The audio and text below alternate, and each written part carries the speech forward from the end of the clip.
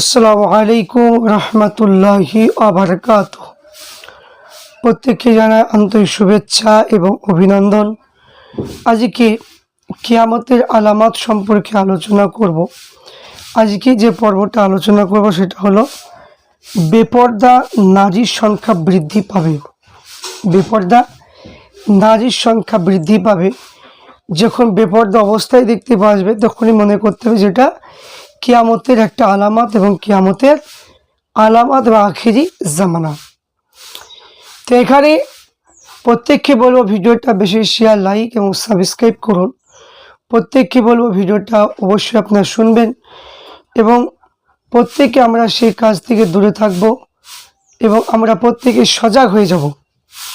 আল্লাহ পাক আমাদের প্রত্যেককে হিদায়াত নসিব করে। প্রত্যেককে হলো ভিডিওটা শেয়ার, লাইক এবং সাবস্ক্রাইব অবশ্যই আপনারা করবেন। আসুন দেখি কি বলে।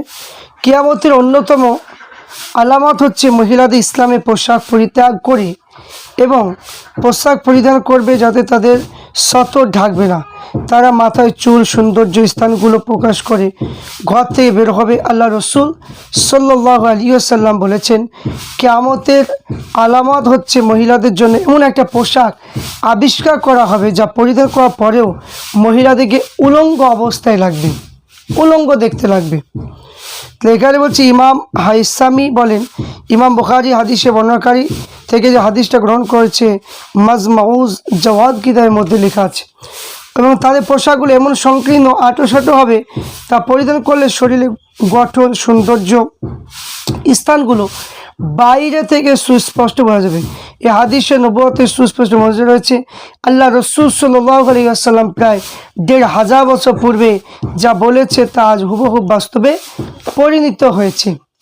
তাহলে আজকে যে আমরা যে দেখতে পাচ্ছি কিয়ামতের যে আলামতগুলো দেখতে পাচ্ছি সেটা হলো কি, যে মেয়ে ছেলে বিপর্দা হবে, রাস্তাঘাটে এমন এমন পোশাক পরবে, উলঙ্গ অবস্থায় পোশাক পরবে, এই সংখ্যাটা বাড়বে, প্রচুর পরিমাণ বাড়বে।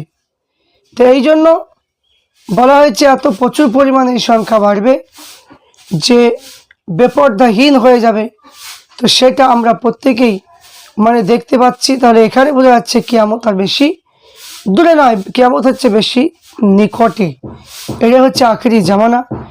তাই এখানে প্রত্যেকটা জায়গাতে দেখতে পাওয়া যায় মহিলারা তারা পর্দা সম্পর্কে তারা পর্দা করতে চায় না এবং নিজের যে শরীরগুলো যে ফরজ ঢাকা, যে ফরজ বলা হয়েছে যে শরীরগুলো ঢাকা প্রয়োজন, সেইগুলো আমরা দেখতে পাই না। এবং প্রত্যেকটা জায়গাতেই নারীরা গরমের সময় হোক কিংবা গরমের সময় সবাই এমন অবস্থায় থাকে যে এটা কিয়ামতের আলামত। রাস্তায় বসে থাকা, এখানে ওখানে রাস্তায় বসে থাকা এবং পর্দাহীন অবস্থায় বসে থাকা, এই যে একটা প্রচলন যে এত পরিমাণ বাড়ছে, সংখ্যা এত বাড়ছে যা কি বলে শেষ করা যাবে না।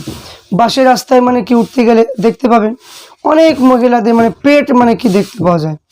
অনেকে এত 12 হাত কাপড় পাচ্ছে, তবুও তাদের শরীরে অঙ্গ প্রত্যঙ্গ ঢাকার পাচ্ছে না, কাপড় পাচ্ছে না। এইগুলো হচ্ছে একটা কিয়ামতের আলামত।